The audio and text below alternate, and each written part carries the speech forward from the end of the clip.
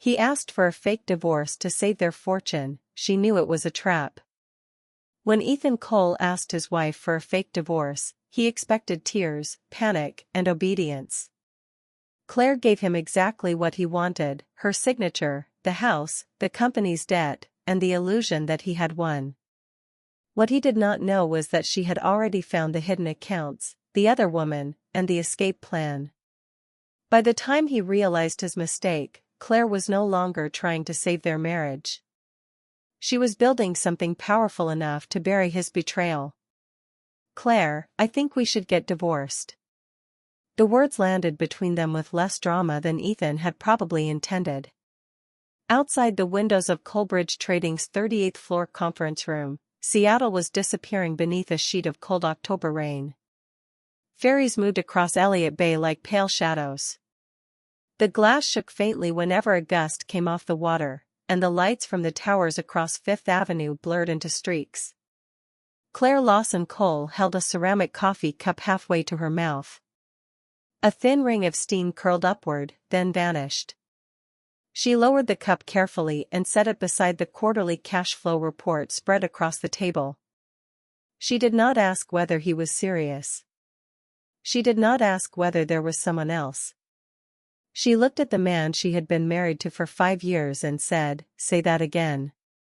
Ethan sat across from her with his tie loosened and the top 2 buttons of his white shirt undone. He had not shaved. The red in his eyes would have looked convincing to anyone who did not know he had spent half the previous night drinking 12-year-old scotch with Vanessa Reed at a private dining room in Bellevue. Claire knew because she had seen the photographs. She had also listened to the audio file that came with them. Ethan dragged both hands over his face. "The company's in trouble." "How much trouble?" He stared down at the walnut tabletop as if the number were too painful to say. $5 million. Claire let silence stretch. He continued, slowly and carefully, giving her the version he had rehearsed. A shipment had been held by customs. A supplier in Shenzhen had collapsed. 2 banks were reducing their credit lines. 5 large contracts were about to default. If Colbridge could not post additional collateral before the next business day, lenders would begin calling personal guarantees. It was a polished explanation. He even included details that sounded too technical for a frightened spouse to challenge. Unfortunately for Ethan, Claire had a master's degree in accounting, had passed the CPA exam at 24, and had spent the last 3 nights reconstructing every dollar that had moved through Colbridge during the previous 18 months. There was no customs disaster. There was no collapsing supplier. The $5 million obligation belonged to a shell company Ethan had created in Wyoming and quietly positioned as a Colbridge creditor. The contracts supporting the debt were fabricated. The invoices were duplicates. The signatures were electronic copies lifted from legitimate documents. And Colbridge was not failing. It had almost $6 million in liquid cash. Ethan came around the table and crouched beside her chair. He took her left hand between both of his. His wedding band caught the overhead light. "I can't let them take everything from you," he said. His voice broke at exactly the right place. Claire studied his face. Once, that face had been enough to make her ignore every warning her family gave her. She had believed the intensity in his eyes was ambition. She had mistaken hunger for courage and charm for character. "What are you suggesting?" she asked. "A paper divorce. Nothing real."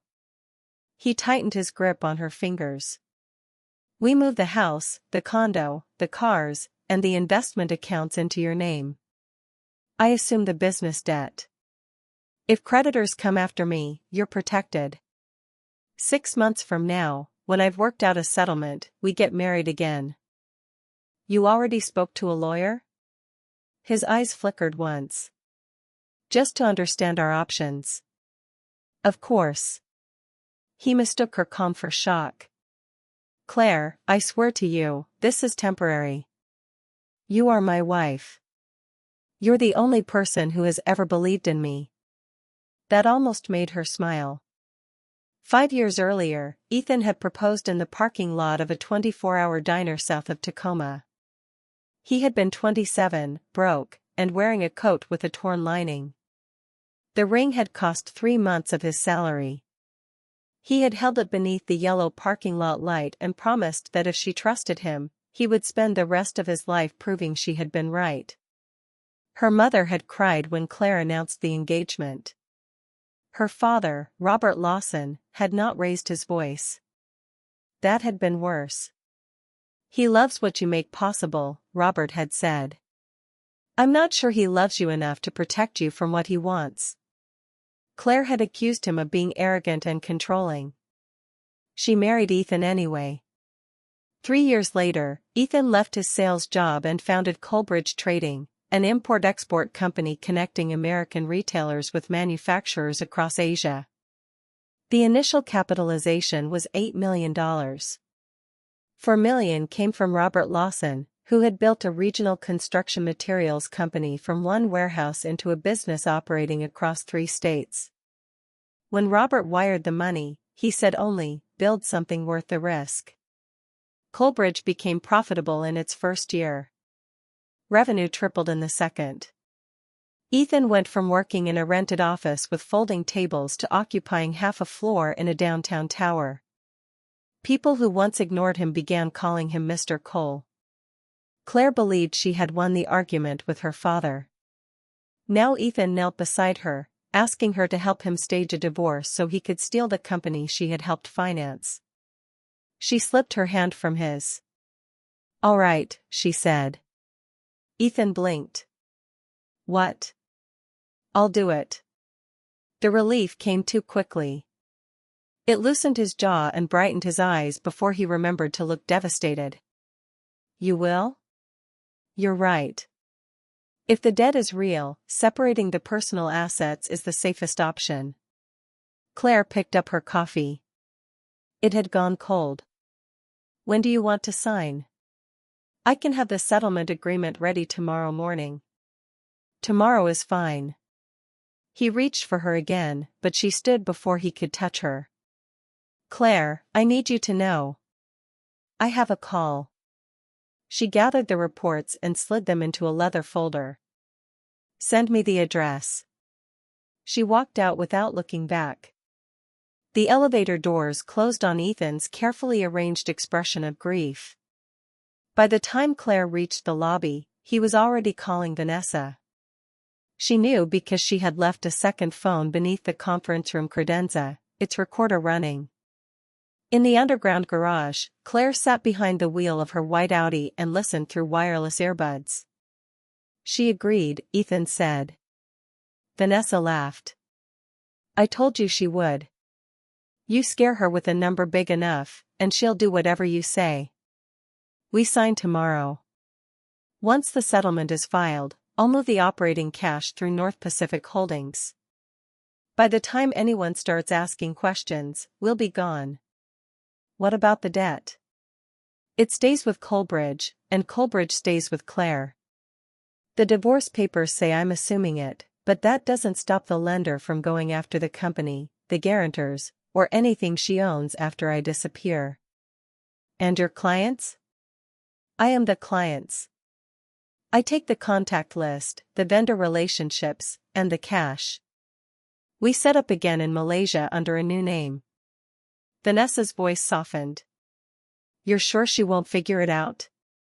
Ethan gave a low, contemptuous laugh. "She spent her whole career closing books for a little regional distributor. She knows debits and credits, not strategy. $5 million is a game she can't even see, much less play. Her value is that she looks responsible. Creditors will believe she was in charge." Claire paused the recording. For several seconds, she heard nothing but rain striking the concrete ramp above her. The photographs had hurt. They showed Vanessa's hand on Ethan's shoulder, Ethan leaning close enough to whisper into her ear, the two of them leaving the restaurant separately and meeting again at a hotel. The financial records had frightened her. But the recording did something different. It burned away the last fragile instinct to protect him. She opened the anonymous message she had received 3 days earlier. The sender had written, "Your husband and my wife make a convincing couple." Claire had not replied. She still did not know who had sent it, though she suspected Vanessa's estranged husband. Whoever it was, the warning had arrived in time. She started the car but did not put it in gear. Her father's voice returned from a memory she had tried not to revisit.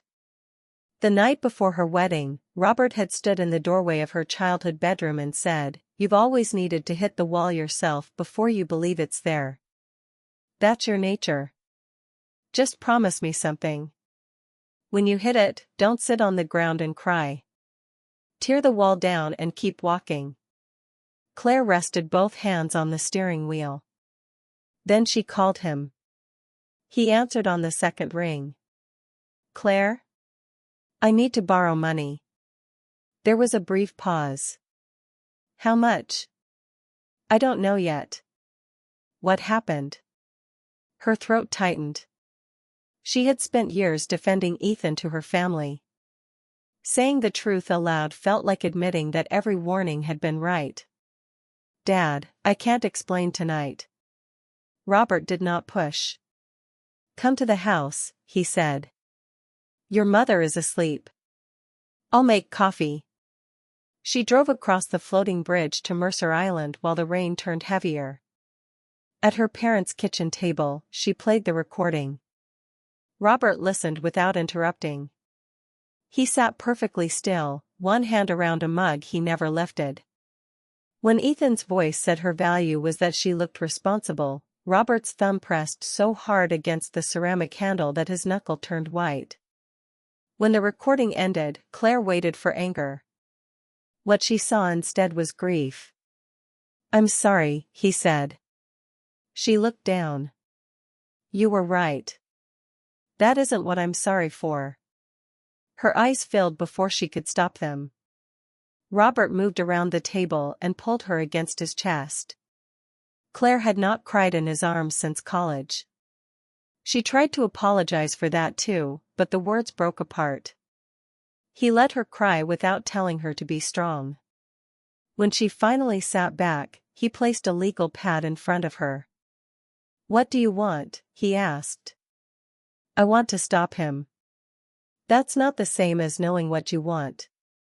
Claire wiped her face with the heel of her hand. "I don't want a public war that freezes the company and destroys everyone who works there. I don't want to spend 2 years in court proving I'm a victim. And I don't want him to keep Coleridge." Robert waited. "I want him to believe he got away," she said. "I want him to move the money exactly the way he planned. I want every transfer documented. Then I want to rebuild the company without him, create something larger, and buy back every piece he thinks belongs to him." "That sounds expensive." "It will be. Risky." "Yes. And personal." "Completely." Robert looked at her for a long moment. "Good. Personal motives are dangerous when people pretend they aren't personal. At least you're telling the truth." He pushed the legal pad toward her. "Start writing." By dawn, the first page held a new company name in block letters. Meridian Global Supply. Claire did not choose the name because it sounded impressive. She chose it because a meridian was a line that helped people know where they stood. For 5 years, she had let Ethan define the map of their life. She was done navigating by his coordinates. The next morning, she arrived at the offices of Pierce, Donovan and Hall in a cream trench coat, her hair tied at the nape of her neck, her face bare except for moisturizer. Ethan was already there with a family law attorney named Martin Pierce. The conference room smelled of coffee and printer toner. Martin slid a proposed marital settlement agreement across the table. "Washington requires a minimum 90-day period before the court can enter the final decree," he explained. "This agreement addresses property, business interests, and responsibility for debt during that period." Claire read every line. The Mercer Island house, her downtown condo, 2 vehicles, and approximately $240,000 in brokerage and retirement assets would be assigned to her. Ethan would retain his controlling interest in Coalbridge and formally assume $5 million in alleged business obligations. On paper, it looked generous. In practice, Coalbridge remained exposed, Claire remained an officer and minority shareholder, and several bank documents still carried her personal guarantee. Ethan was counting on the settlement to create confusion while he took the cash and vanished. "You've reviewed the financial disclosures?" Martin asked. "I have." Ethan leaned toward her. "If there's anything you want changed." No. Claire picked up the pen. "This is fine." She signed her name without hesitation. Ethan's fingers trembled when he took the pen from her.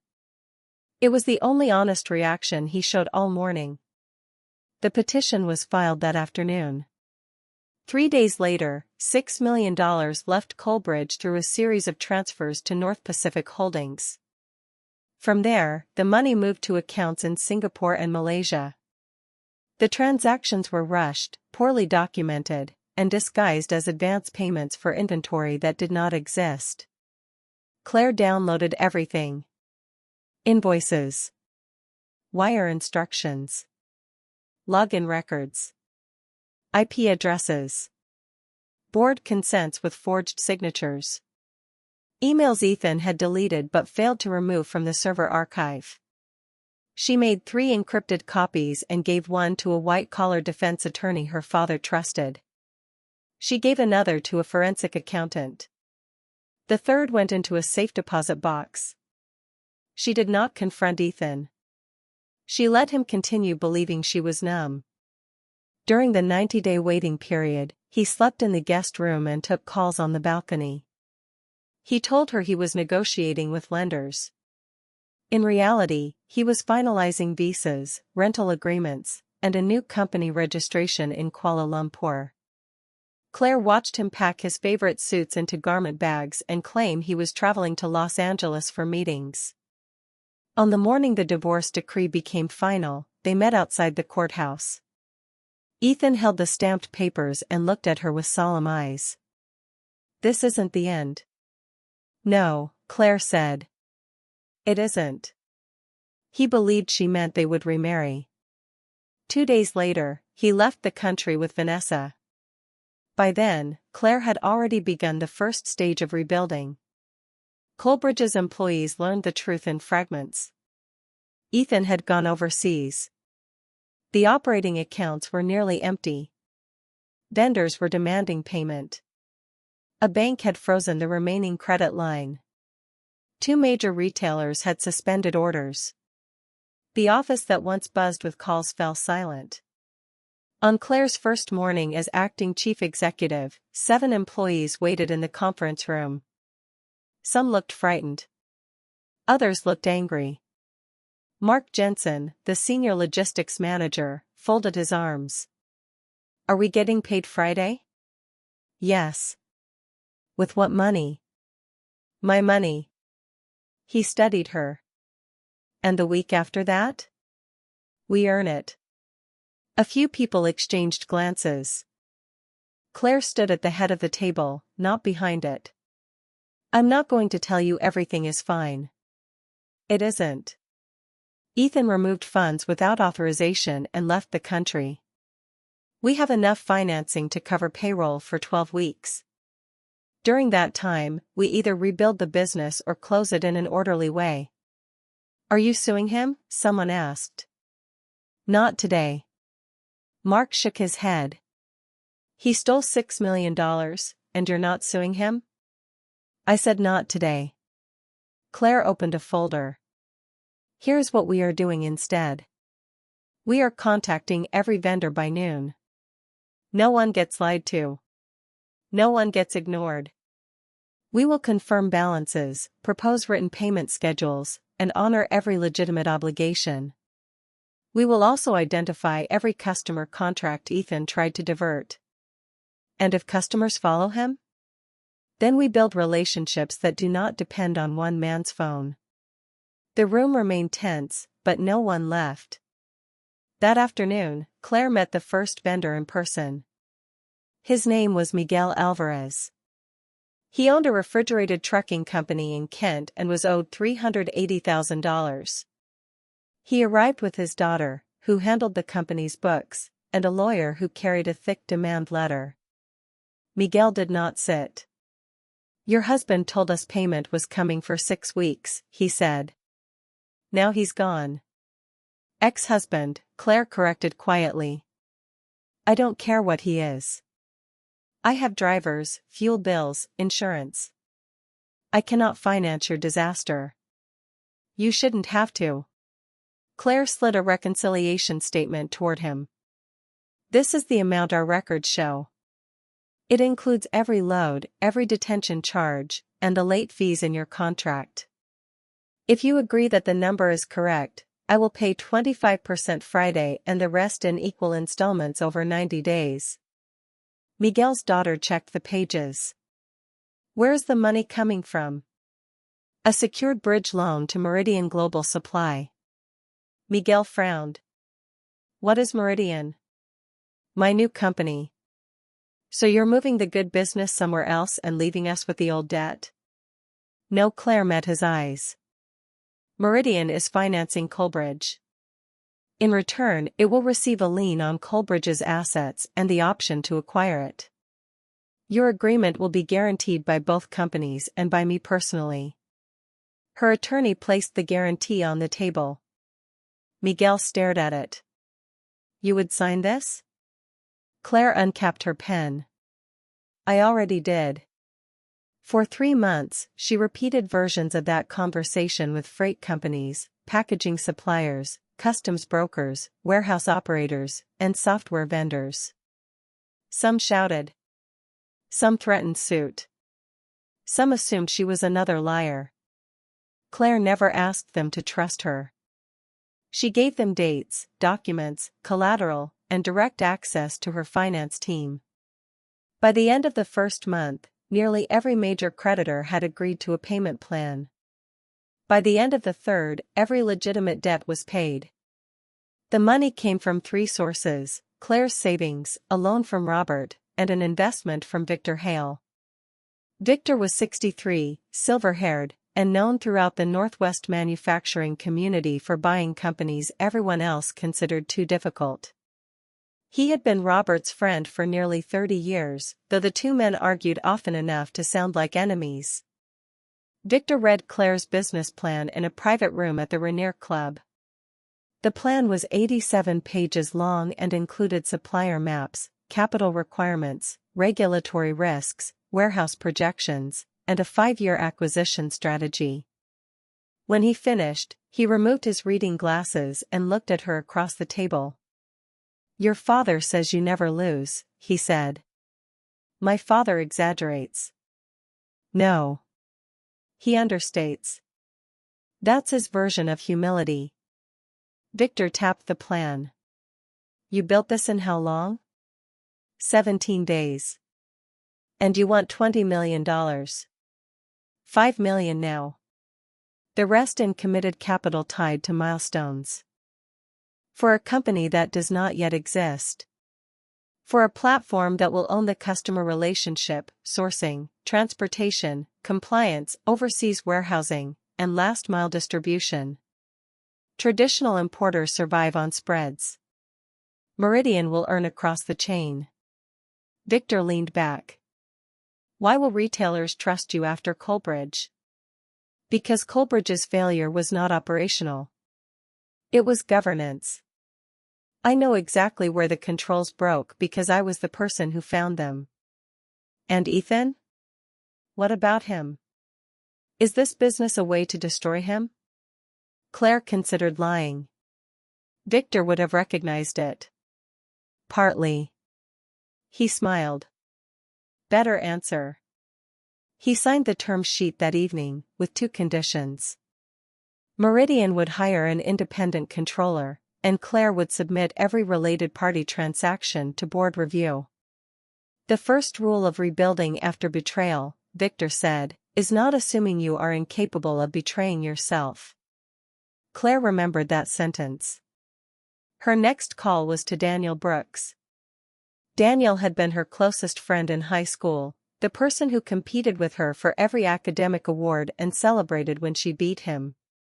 He attended Wharton, joined a global consulting firm, then became strategy director at a major e-commerce company in Seattle. At 32, he earned more than $1 million a year in salary and stock. Claire called him at 9 on a Sunday night. I want to recruit you, she said.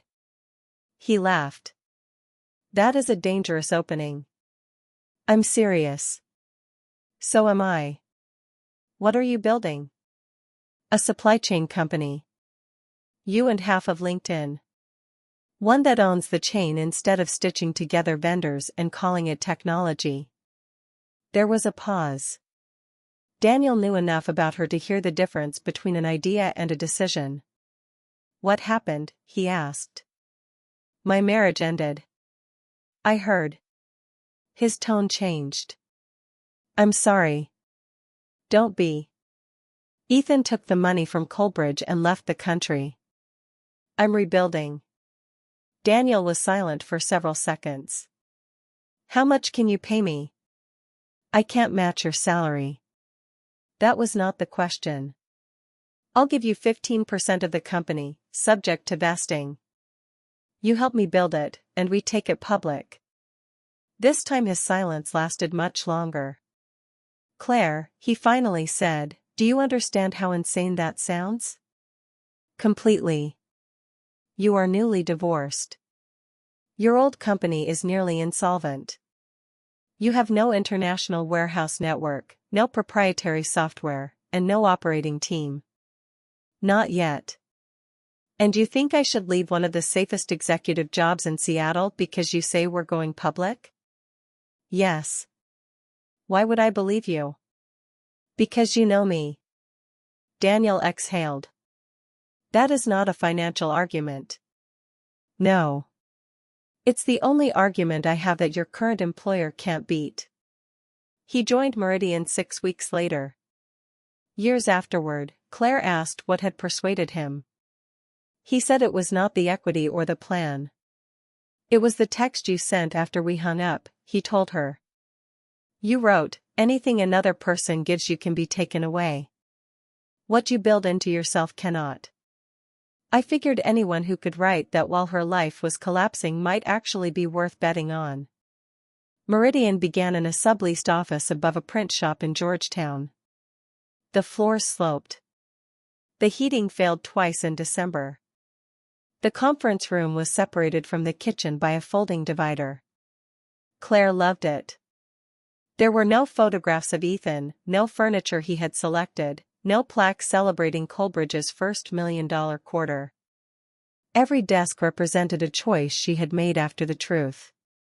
She worked 16-hour days, not because suffering made her noble, but because there was too much to do.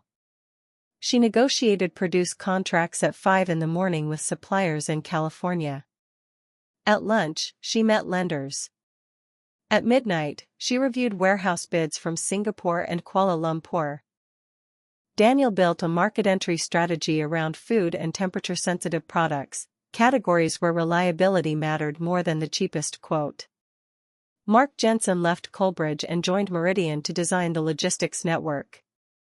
Miguel Alvarez became their primary refrigerated carrier after Claire made the final payment on his old account 6 days early.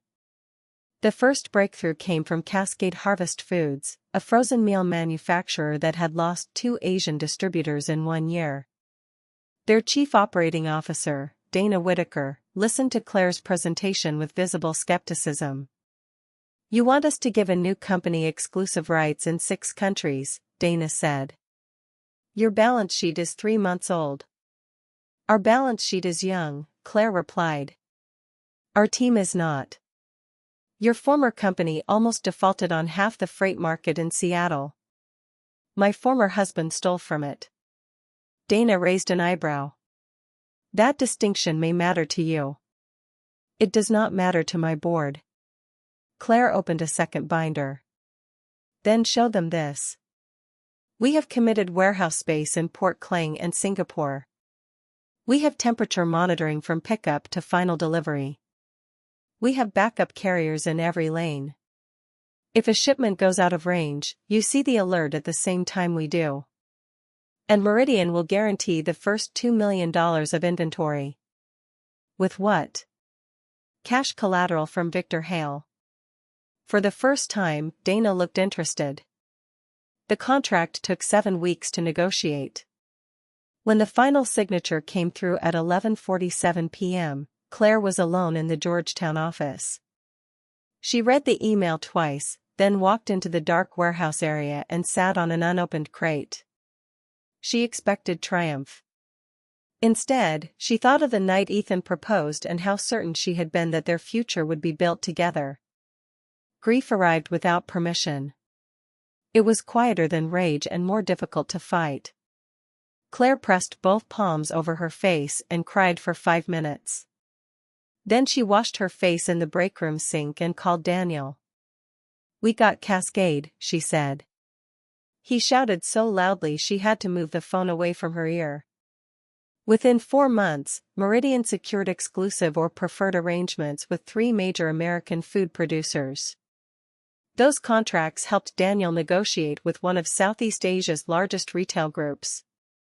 Instead of selling isolated shipments, Meridian offered an integrated supply program: sourcing, compliance, ocean freight, customs clearance, cold storage, store allocation, and demand forecasting. The retailer signed a 3-year agreement with more than $100 million in projected annual volume. Industry publications began asking who had built Meridian so quickly. The answers irritated people who preferred simpler stories. Some said Claire's father had created the company for her. Others said Victor was the real owner. A trade newsletter implied Daniel had written the plan and Claire was merely the public face. Claire did not respond. She had learned that when a woman accomplished something people did not expect, they often searched for a man to place behind the curtain. Arguing with every rumor would consume the time required to make the rumors irrelevant. She kept working. 9 months after Ethan left Seattle, Meridian moved into a full floor of Columbia Center. The new office looked west toward Elliott Bay and south toward Mount Rainier on clear days.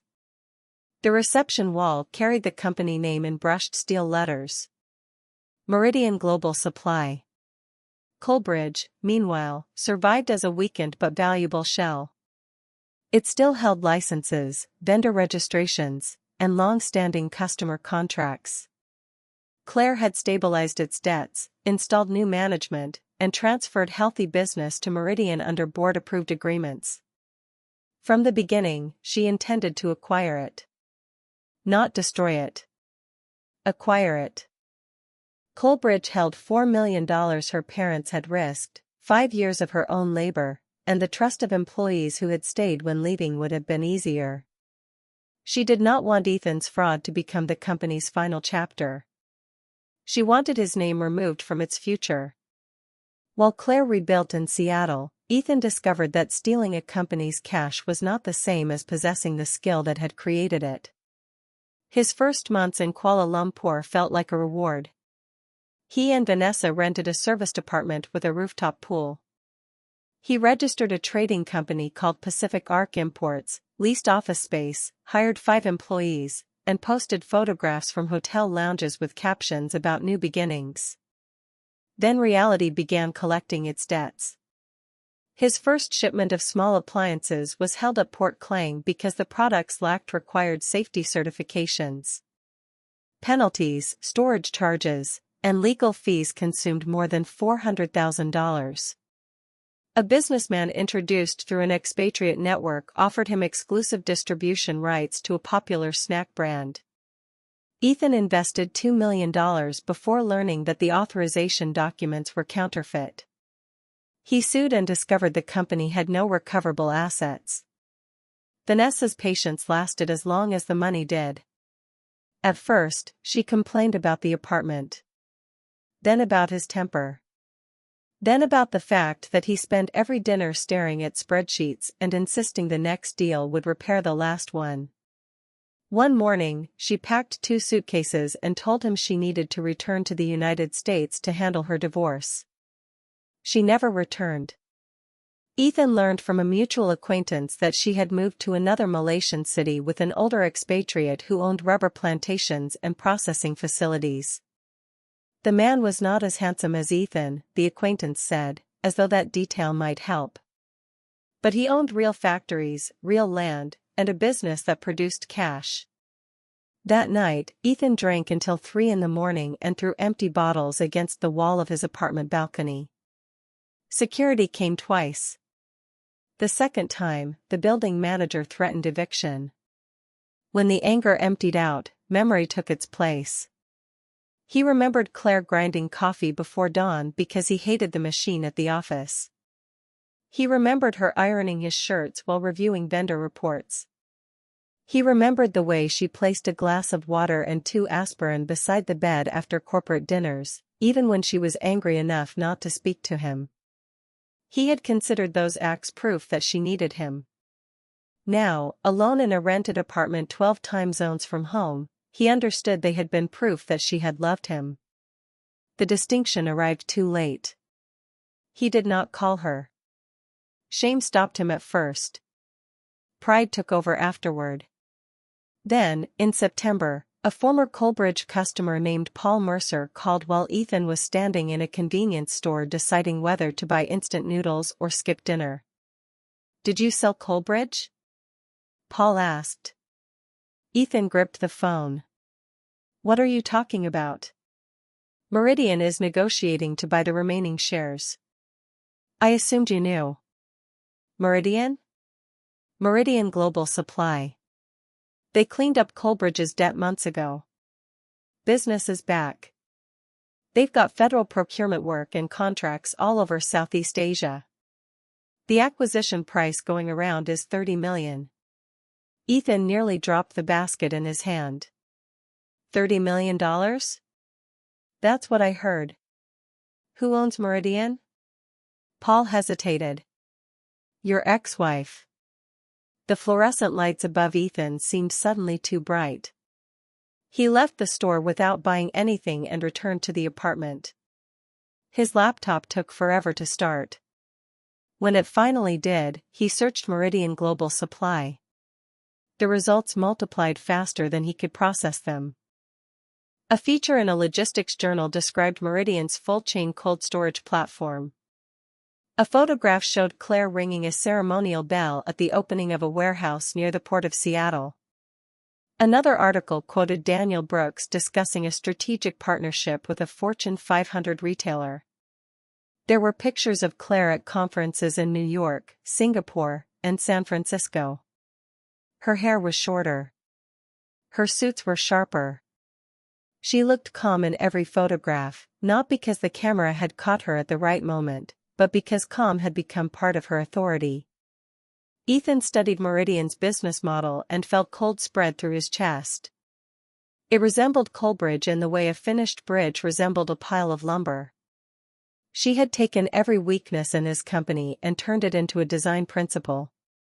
Where Coalbridge depended on Ethan's personal relationships, Meridian used institutional contracts. Where Coalbridge outsourced critical operations, Meridian controlled them. Where Ethan had resisted oversight, Claire had built governance into every major decision. It was not simply a larger version of what he had created. It was a correction of him. He closed the laptop and sat in silence. For months, he had explained his failures by blaming local laws, dishonest partners, Vanessa, and bad timing. Now the comparison was unavoidable. Claire had entered the same markets with less cash, more debt, and a reputation damaged by his fraud. She had succeeded anyway. He opened his contacts and found her number. His thumb hovered above the call icon. What could he say? I'm sorry? I made a mistake? Can we talk about what used to be mine? He pressed the button. Claire answered after 2 rings. Hello. Her voice was polite and distant. Claire. It's me. I know. I heard about Coleridge. Did you? And Meridian. He swallowed. You built it? Yes. He waited for an explanation. She gave him none. I want to talk. About what? About the acquisition. About us. About what happened. There was a brief silence, followed by a small laugh that held no amusement. Which part do you want to discuss first? She asked. The fake divorce? The fabricated debt? The $6 million you transferred? Or Vanessa leaving when the money ran out? Ethan's body went rigid. You knew about Vanessa? I knew before I signed the settlement agreement. His mouth went dry. How? That isn't important. You knew everything? Enough. He stood and began pacing the narrow living room. Claire, listen to me. I was under pressure. Vanessa made it seem like. Stop. Her voice remained quiet. You do not get to hand your decisions to another woman because you regret the result. He pressed his free hand to his forehead. I'm not saying I wasn't responsible. That is exactly what you're saying. I just want a chance to explain. You had 5 years to explain who you were. You chose the final version very carefully. He heard office sounds behind her, a printer, muted conversation, a door closing. Claire, he said, forcing himself to sound steady, Coleridge was my company. It was our company. I founded it. My family financed it. I built its controls, handled its banking, negotiated half its vendor agreements, and repaired it after you emptied the accounts. You couldn't have done any of that without the business I created. Maybe not. Her willingness to concede the point unsettled him more than an argument would have. Then she continued. But you could not have done what I did. He stopped pacing. 6 months earlier, he had told Vanessa that Claire could not understand a $5 million game. Now Claire said, you were right about one thing, Ethan. I don't play at that level anymore. He closed his eyes. I play at 8 figures. The call ended. 3 days after the call, an email arrived in Claire's inbox. The subject line read, we need to discuss Coleridge. Ethan's message was only 4 sentences. He said he was prepared to return to Seattle. He said the acquisition could not close without his consent under the old shareholder agreement. He said he wanted a fair conversation. He ended with, I hope there is still enough history between us to sit in the same room. Claire read the message once and left it unanswered for 24 hours. The delay was not revenge. At least, that was what she told herself. In truth, she wanted him to experience one full day of uncertainty. For years, he had controlled the pace of every important conversation. He decided when they discussed money, when apologies were sufficient, when her questions became inconvenient, and when silence meant the subject was closed. This time, he could wait. The following afternoon, she replied. Monday, 10 a.m. Meridian Global Supply, Columbia Center, 38th floor. This will be a business meeting. Counsel will be present. Then she called Robert, Victor, and Daniel into a smaller conference room overlooking the bay. Each man had a copy of the final acquisition proposal. Robert turned pages with a deepening frown. Victor held an unlit cigar between 2 fingers, a habit he claimed helped him think. Daniel rotated a pen across his knuckles until Claire gave him a look and he set it down. He agreed to come? Daniel asked. He asked for the meeting. And you intend to keep the $30 million enterprise value? Yes. Robert closed the proposal harder than necessary. Then I need someone to explain why my daughter is paying $30 million for a company that man gutted. We are not paying Ethan $30 million, Claire said. That is the value of the whole transaction. We are purchasing the remaining shares, licenses, contracts, tax attributes, and customer relationships. Debt payoff, investor redemption, and working capital account for most of it. How much does he receive? After offsets for the unauthorized transfers and after funding the litigation reserve, his net payment is $1,800,000, held in escrow until the final releases are effective. Robert stared at her. That is $1,800,000 too much. Victor lowered the cigar.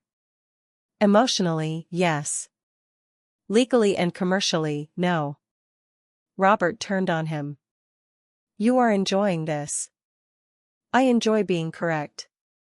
You have been correct twice since 1998, and both times were accidents. Daniel looked down, hiding a smile. Claire placed her hands on the table. Dad, the price is supported. Coalbridge still holds vendor approvals that would take Meridian years to reproduce. It has government registrations, customs bonds, customer agreements, and a clean operating record apart from Ethan's fraud. We are buying time and access. Then buy those assets in bankruptcy. That could take 18 months and expose everything to competing bidders. It would also damage employees and vendors who stayed with us. Robert's anger did not fade. You are paying him to walk away from consequences. No. The civil settlement does not erase criminal exposure.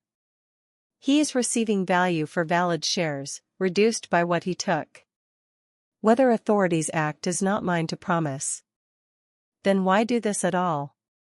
Claire looked toward the windows.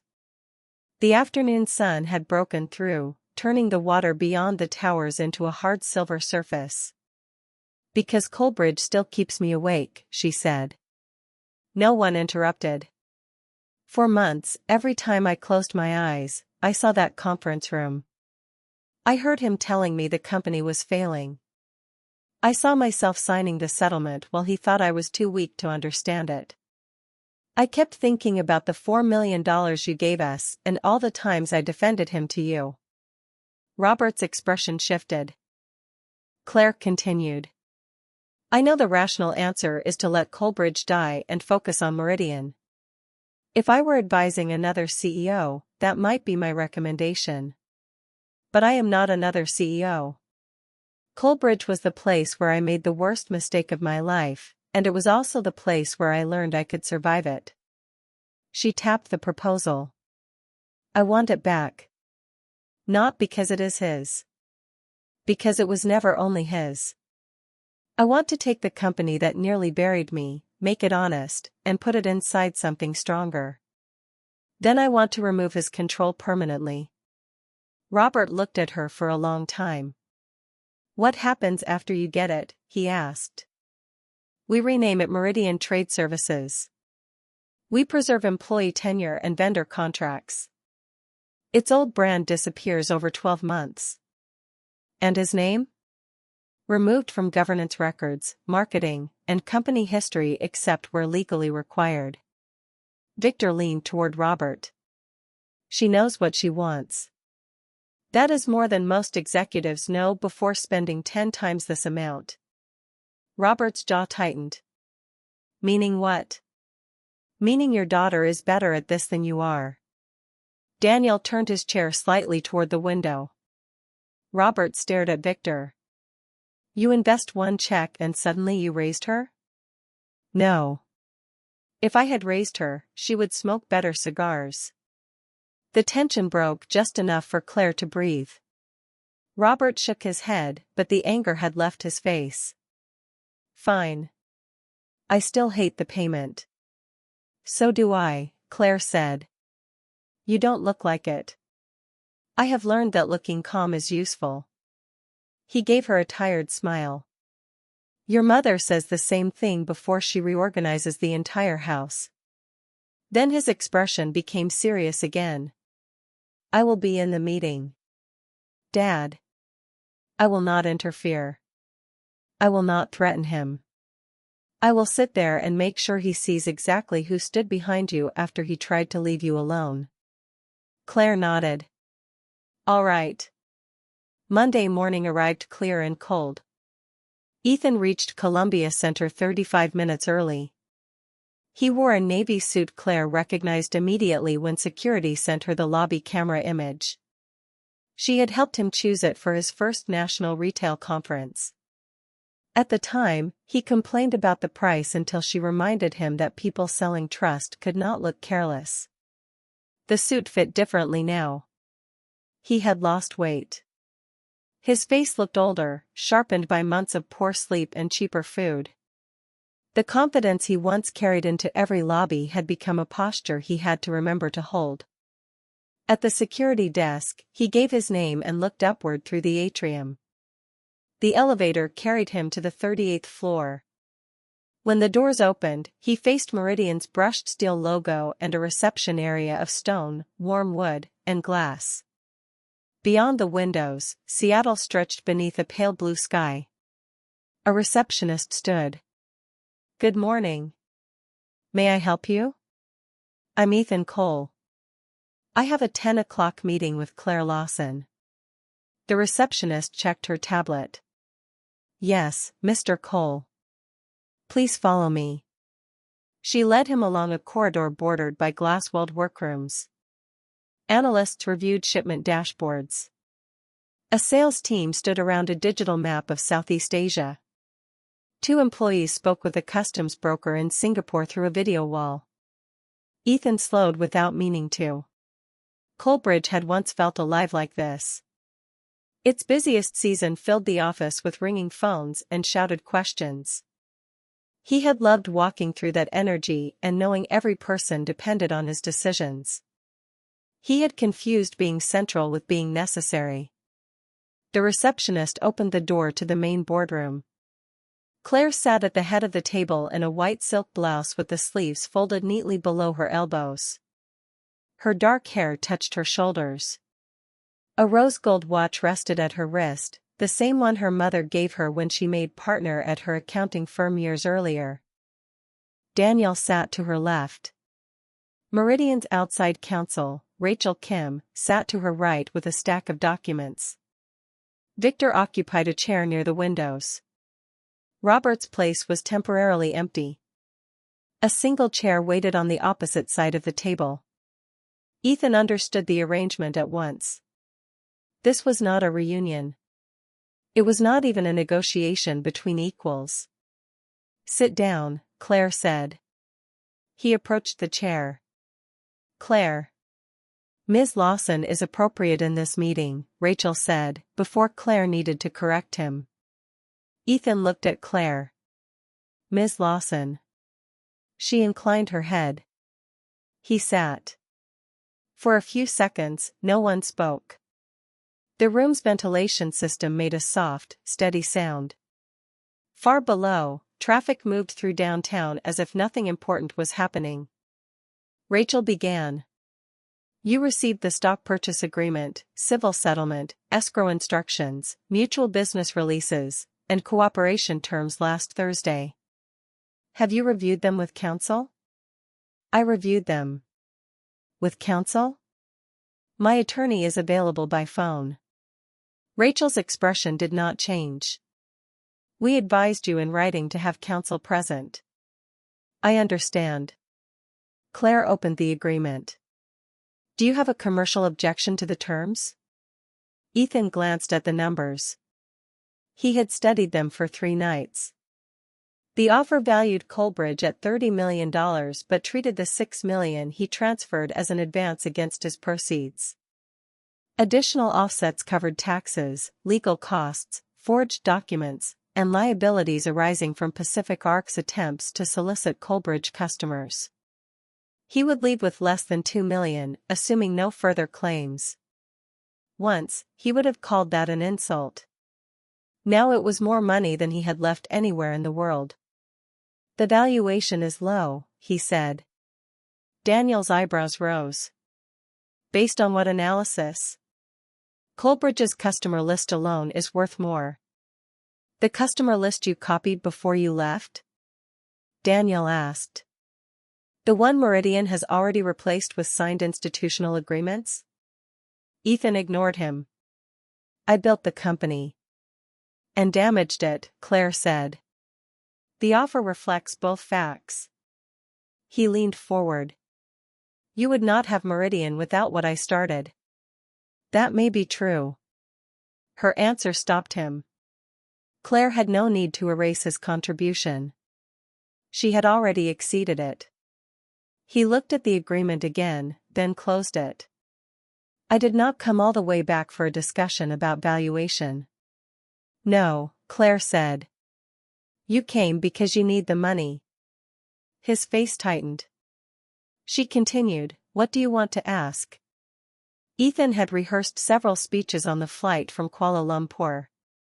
In some, he apologized. In others, he accused her of manipulating the divorce. In one, he told her that whatever had happened, they had once loved each other, and that history deserved mercy. Sitting across from her now, every speech sounded false.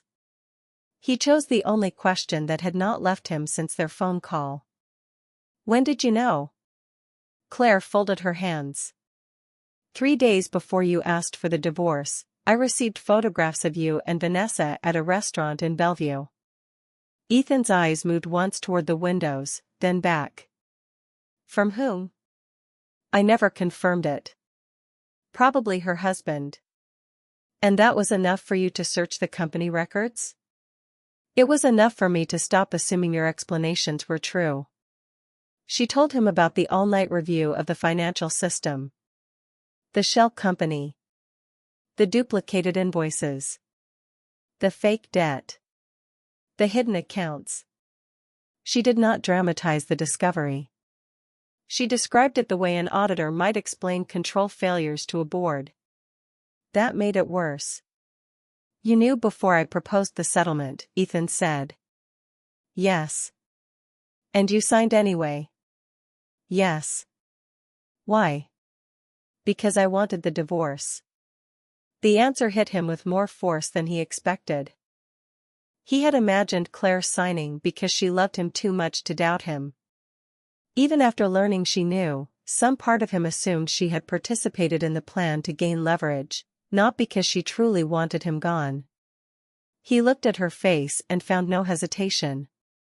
You could have confronted me, he said. I could have. You could have gone to the police. I considered it.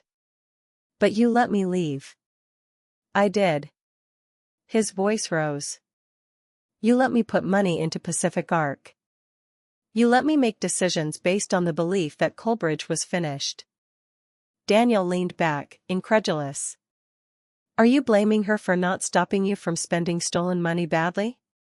I'm not talking to you. You are in my boardroom, Daniel said.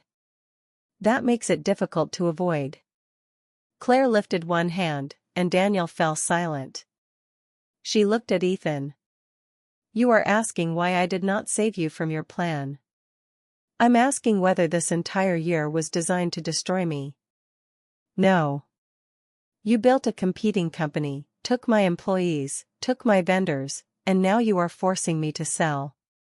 I built a company because you left employees without payroll and vendors without payment. I hired people who chose to work for me. I paid vendors you lied to. And I am offering to purchase shares that would be worth almost nothing if I had allowed Coleridge to collapse. You made sure I failed overseas. Claire's eyes narrowed slightly. I did not hold your shipment. I did not sell you counterfeit rights. I did not make Vanessa leave. I did not force you to throw money at deals you had not verified. She leaned forward. You keep looking for the moment I became responsible for what happened to you. There isn't one. Ethan looked away. For the first time, Victor spoke. You believed your contacts were the business, he said. They were not. The business was process, discipline, and trust. You removed the cash and discovered you had taken the easiest part. Ethan's face reddened. I don't need a lecture from you.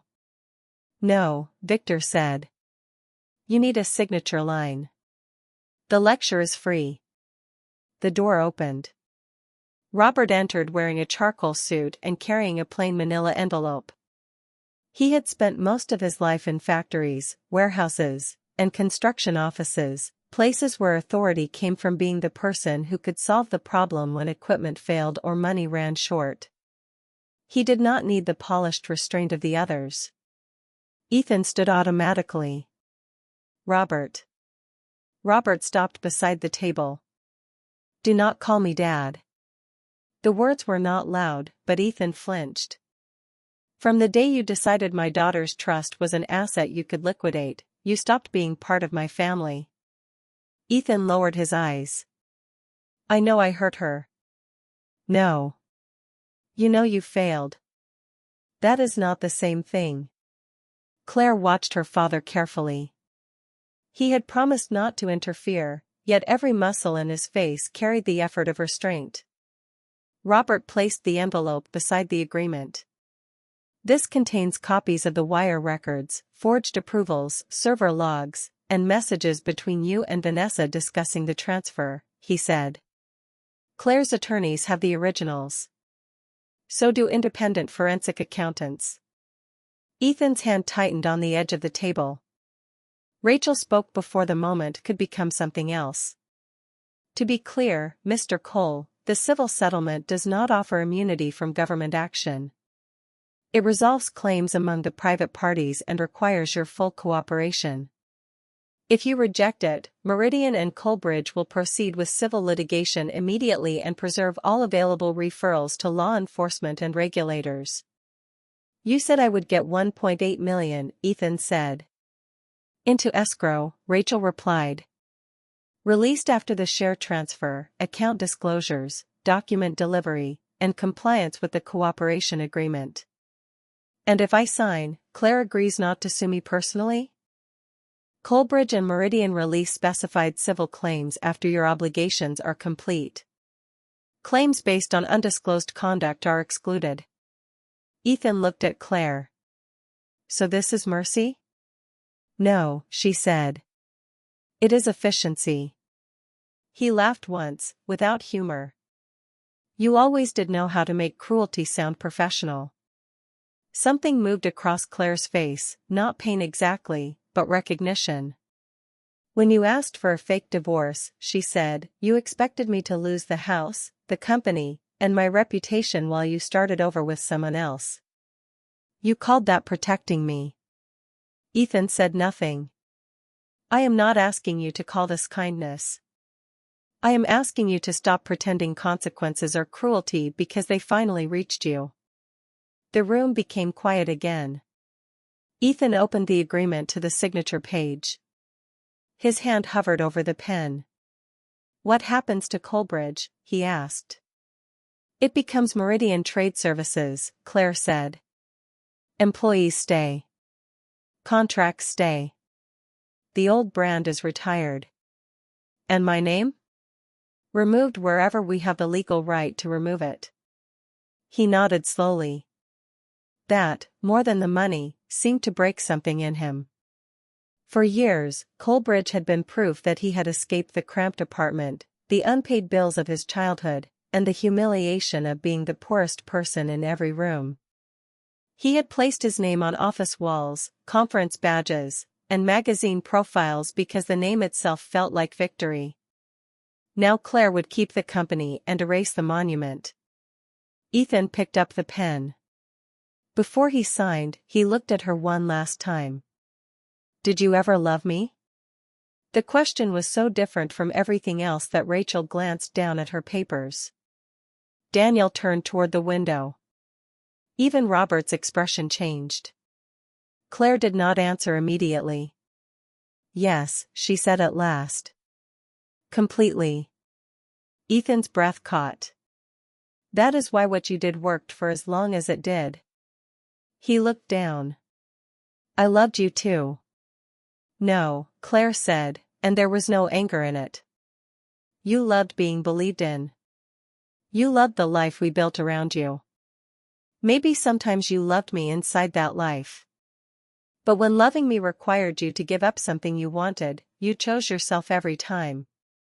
Ethan's eyes shone, but no tears fell. Is there any version of this where you forgive me? I already stopped carrying the anger. Hope appeared in his face too quickly. Claire finished, forgiveness does not mean access. He lowered the pen to the page and signed his name. The pressure of the stroke nearly tore the paper. Rachel turned the document toward herself, checked the signature, and indicated the remaining pages. Ethan initialed each required section. He signed the escrow agreement, the resignation, the stock power, the cooperation terms, and the certification listing every foreign account he controlled. When it was over, he leaned back as if the chair were the only thing holding him upright. Robert pushed the manila envelope closer to him. There is also a copy of the payment schedule, Robert said. Take the money you are legally entitled to. Build a quiet life. Stay away from Claire unless her attorney contacts you. Ethan looked up. And if I don't? Robert's gaze hardened. Then every bank, investor, customs authority, and prosecutor with a legitimate interest will receive a complete and organized record of what you did. I have spent 30 years building a reputation people return calls for. Do not make me use it. Rachel gave Robert a warning look. He sat down, message delivered. Ethan gathered his copy of the documents. At the door, he paused. For a moment, Claire saw the younger man from the diner parking lot, frightened, ambitious, desperate to become someone no one could dismiss. She understood him better now than when she had loved him. His betrayal had not come from nowhere. It had grown from the same hunger that once made him work 18-hour days, the same terror of being ordinary, the same belief that security belonged only to the person willing to take it first. Understanding did not excuse him. It simply meant she no longer needed to turn him into a monster to leave him behind. Goodbye, Ethan, she said. He nodded and walked out. The boardroom door closed. No one spoke for several seconds. Then Daniel released a breath.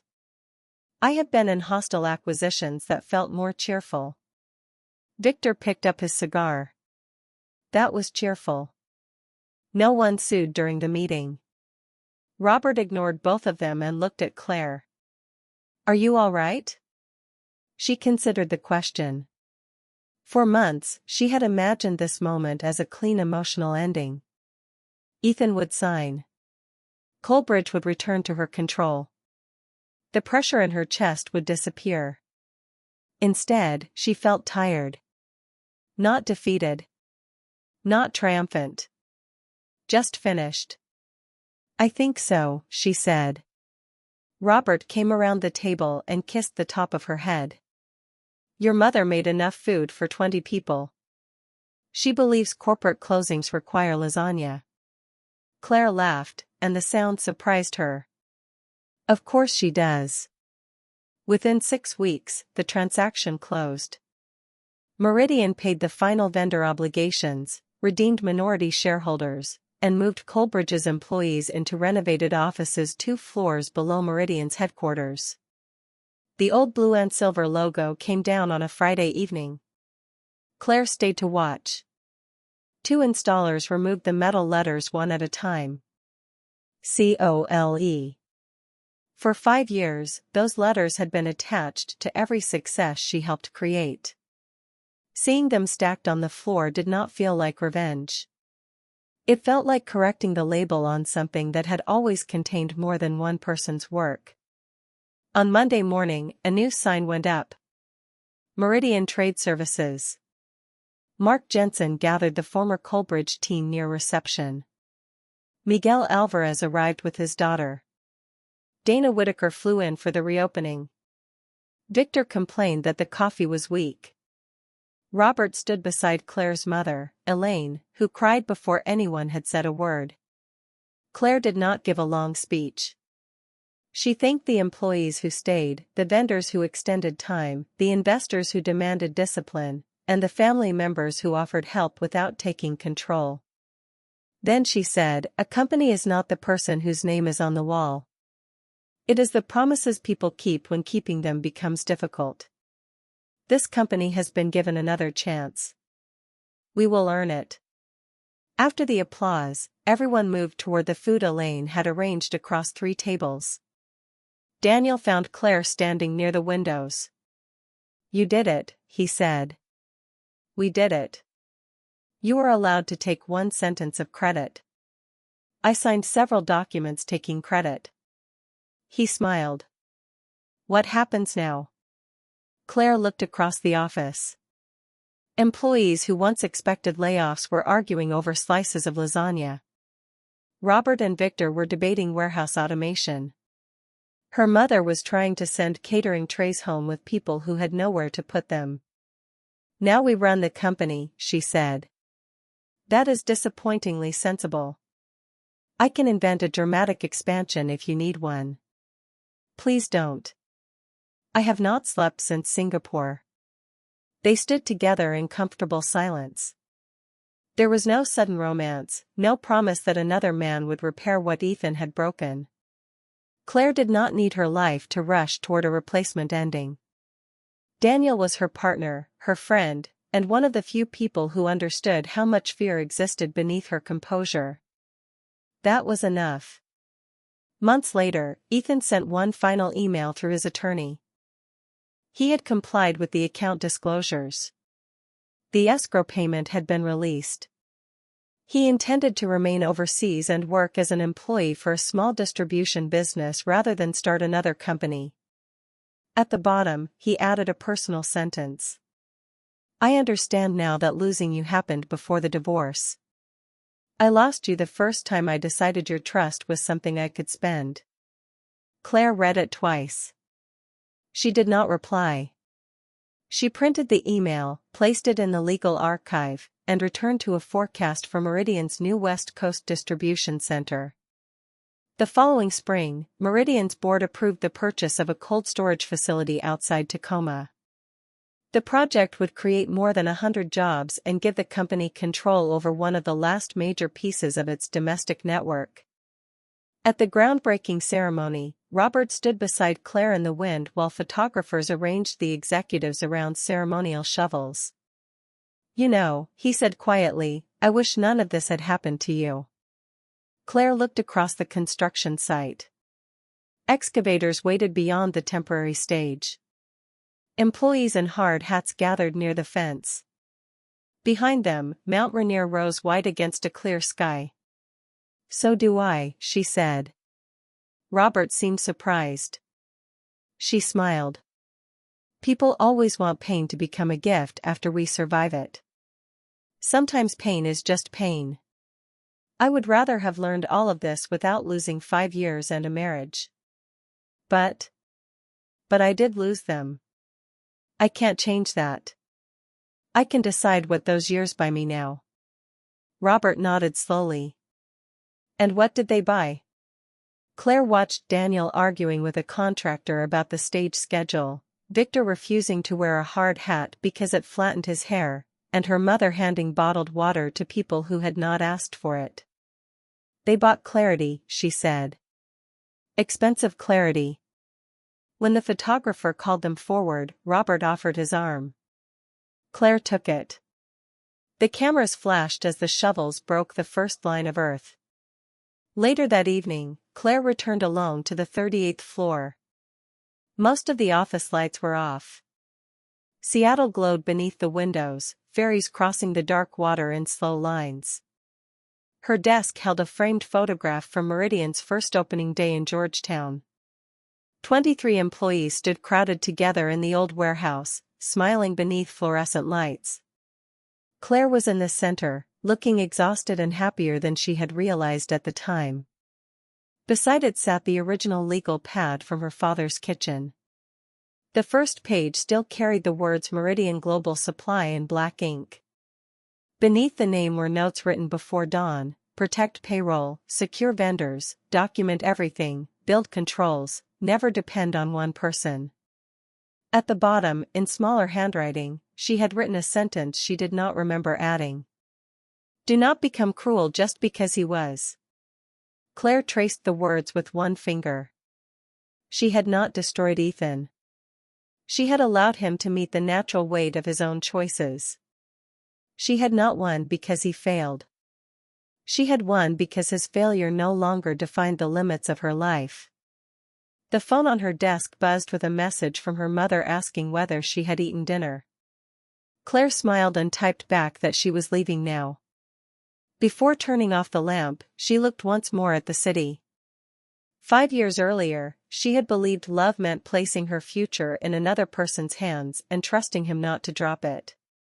She knew better now. Love could be generous without being blind. Trust could be deep without surrendering judgment. And strength did not always announce itself with anger. Sometimes strength looked like a woman signing the paper a man thought would ruin her, then walking away to build a life he had never imagined she could lead. Claire switched off the light. The office went dark behind her, but the city remained bright.